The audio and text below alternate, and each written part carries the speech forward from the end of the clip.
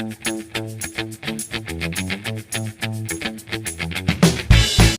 Friends, मैं doctor Sushma Pal, naturopathy physician and drug consultant. Friends, आज मैं बात करने जा रही हूँ एक ऐसे टॉपिक पे जो अगर किसी ने नया क्लिनिक ओपन किया है तो ये सब चीज़ें जानना बहुत ही ज़रूरी है। जी हाँ फ्रेंड्स, आज मैं बात करने जा रही हूँ आईवी फ्लूइड्स के बारे में। आईवी फ्लूइड्स कितने टाइप के होते हैं, किस किस कंडीशन में कौन सा आईवी फ्लूइड देना चाहिए और कब कौन सा आईवी फ्लूइड नहीं देना चाहिए, ये सारी इन्फॉर्मेशन जानेंगे। जो आईवी फ्लूइड है फ्रेंड्स, उसको ग्लूकोज की बॉटल भी बोलते हैं या कई लोग बोलते हैं पानी चढ़वाना भी। तो ये कौन कौन से होती हैं, सारी इन्फॉर्मेशन आज जानेंगे। जो मेन यूज जाते हैं आज उन्हीं को इस वीडियो में कवर करेंगे। तो सबसे पहले फ्रेंड्स, जब मैं बात कर रही हूँ आईवी फ्लूइड की, तो आरएल एक होता है। आरएल इसका फुल फॉर्म होता है रिंगल लैक्टेल सोल्यूशन। तो ये कब दिया जाता है? अगर किसी व्यक्ति को वीकनेस लग रही है या फिर बर्न इंजरी हो गई है तो उस कंडीशन में डॉक्टर के द्वारा आरएल चढ़ाया जाता है। इसके अलावा फ्रेंड, अगर डिहाइड्रेशन की प्रॉब्लम है, शरीर में पानी की कमी हो गई है, तो भी इसको देने की सलाह दी जाती है।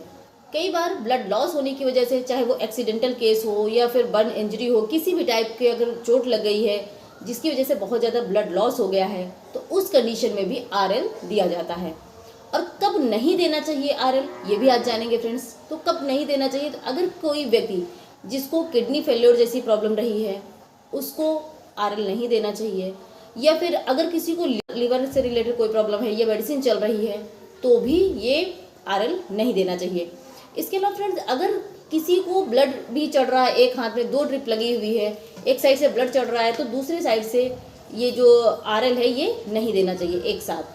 तो ये मैंने बताया आपको कि कब देना चाहिए और कब नहीं देना चाहिए। अगला जो बोतल आती है फ्रेंड्स, वो होती है डीएनएस, जो कि डेक्सट्रोज नॉर्मल सलाइन जो होता है, ये कब कब देना चाहिए।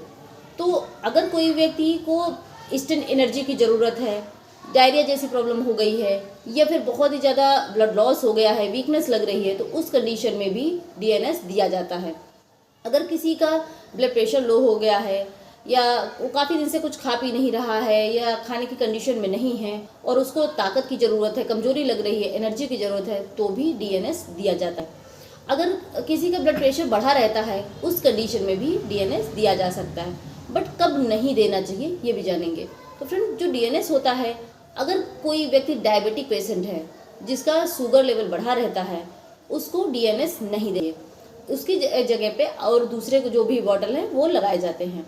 अगला जो तीसरा होता है फ्रेंड्स, वो होता है NS, normal saline. Normal saline का यूज़ कब करना चाहिए और कब नहीं करना चाहिए। तो अगर कोई व्यक्ति है जिसका ब्लड प्रेशर हाई रहता है, उस कंडीशन में इसको नहीं देना चाहिए। और अगर कोई ऐसा व्यक्ति है जिसका ब्लड प्रेशर बहुत ज़्यादा लो रहता है और वो नॉर्मल कराना चाहता है, तो उस कंडीशन में ब्लड प्रेशर लो वाले पेशेंट को एनएस दिया जाता है। अगर इसके अलावा डिहाइड्रेशन की प्रॉब्लम है, पानी की कमी हो गई है, किसी भी टाइप से वो खा पी नहीं रहा तो भी पानी की कमी हो गई है, तो उस कंडीशन में भी एनएस दिया जाता है। ये याद रखना है कि अगर ब्लड प्रेशर किसी पेशेंट का बढ़ा हुआ है, उस कंडीशन में नहीं देना है। और इसका यूज़ क्या क्या कर सकते हैं, कब दे सकते हैं।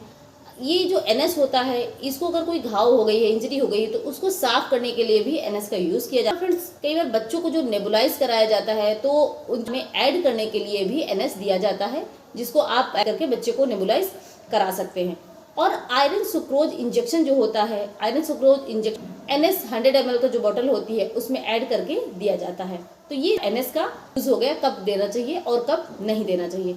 अगला फ्रेंड्स होता है टाइप या डी10, इसको कब देना चाहिए। तो अभी जैसे मैंने स्टार्टिंग में भी बताया कि डिहाइड्रेशन की प्रॉब्लम में इन लगभग सभी को दिया जाता है। तो अगर डिहाइड्रेशन की प्रॉब्लम है, पानी की कमी हो गई है या कॉलरा जैसी शिकायत है, बहुत ज़्यादा वॉमिटिंग हो रही है, ये पेशेंट जो कुछ भी खा जा रहा है या लूज मोशन बहुत ज़्यादा हो रहे हैं, तो भी ये दिया जाता है। D5 के अलावा D25 भी होता है, बट वो नॉर्मल है। तो अगर बहुत ज़्यादा प्रॉब्लम होती है तो ही डॉक्टर के द्वारा देने की।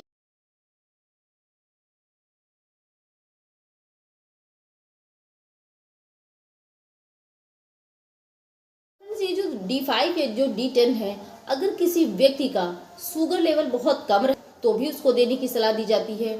या फिर ऐसा कोई व्यक्ति जो शुगर का पेशेंट, उसने इंसुलिन लिया है या फिर कोई भी मेडिसिन ले लिया है शुगर की, और अचानक से अगर उसका शुगर लेवल बहुत डाउन हो गया है, तो उस कंडीशन में भी D5 दिया जाता है।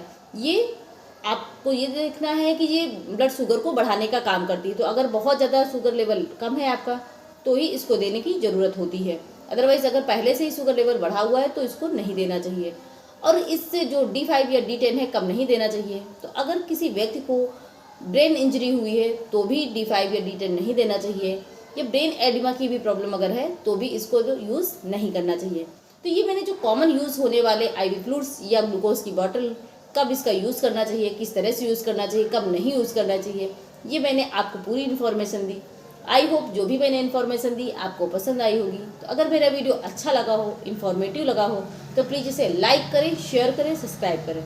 मिलते हैं अगले वीडियो में। Thanks for watching.